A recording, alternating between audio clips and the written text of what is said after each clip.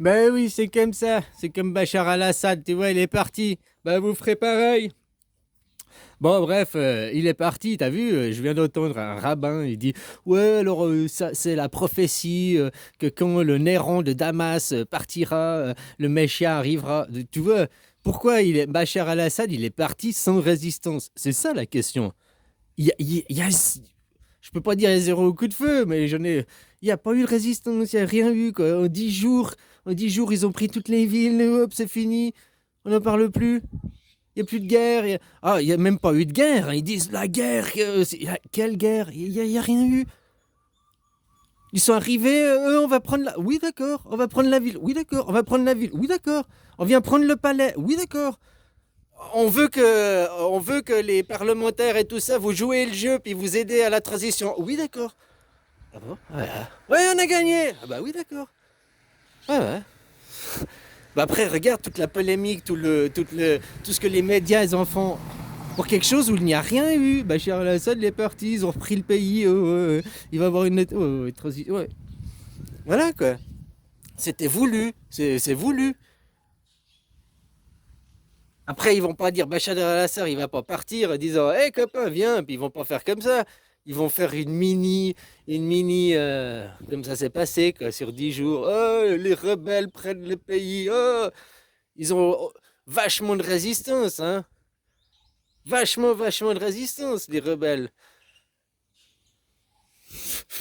Donc, tu vois, il faut comprendre au-delà des médias mainstream, quoi. Il y a eu zéro résistance, le pays a été donné, il a été libéré parce que c'est le moment, ça devait se passer. C'est des parler. Là, les événements, ça c'est des. Quand tu vois le film au cinéma, là, ces 10 derniers jours, il y a eu combien de temps de réalisation, de script derrière et tout ça, quoi. Combien il y a eu de temps de pourparlers, machin, derrière, avant. C'est ça qu'il faut comprendre, les gens. Quand toi, tu vois le truc à la télé, ça fait longtemps que c'est réalisé, quoi.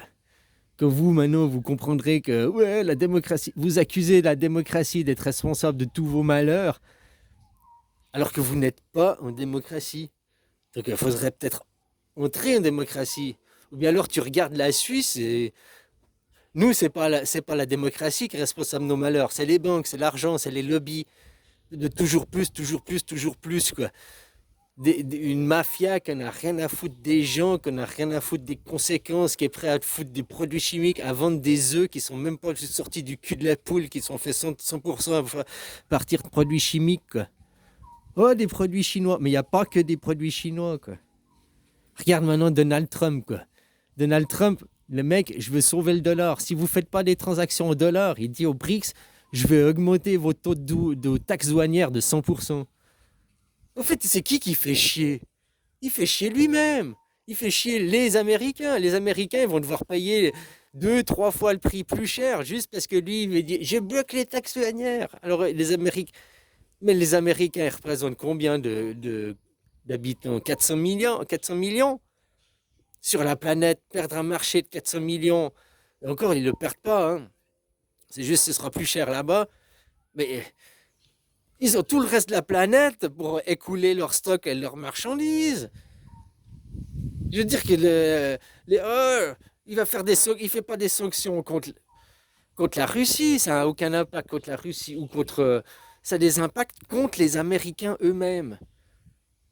Mais les gens, ils disent tous, mais c'est bien ce que Trump y fait, ça sauvera l'économie américaine. Mais l'économie américaine, pourquoi aux Amériques, vous n'arrivez pas à faire des produits bon marché comme en Chine ou ailleurs? Parce que c'est des machines qui fabriquent. Les matières premières, c'est le prix du marché, il est mondial. Les machines, elles fabriquent la même vitesse, c'est mondial. Les seules choses qui changent, c'est la main-d'œuvre. Et puis la main-d'œuvre entre un Chinois, ça explique pas les 200 ou 300% de différence de prix pour un produit de même qualité, je parle. Parce qu'il y a des produits américains de qualité, et puis il y a aussi de la grosse merde, comme du chinois, de très bonne qualité, comme de la grosse merde. Un produit à 1 euro, il n'y a pas de miracle, il a la qualité de 1 euro. C'est le même produit qui est fabriqué à 3 euros, bah, la qualité, elle est peut-être. Alors, si c'est le même produit 100%, que c'est la même, c'est hein, le mec dropshipping, il veut se faire du fric, mais des fois, bah, c'est la qualité qui a changé. Il y a des meilleurs matériaux, des meilleurs. Pourquoi les Russes et les Chinois, je veux dire, ils arrivent à faire des voitures Ok, le bas de gamme, l'entrée de gamme à 10 000 euros, quoi. Là, aux Amériques, ils n'arrivent pas à faire. Je parle de voitures électriques.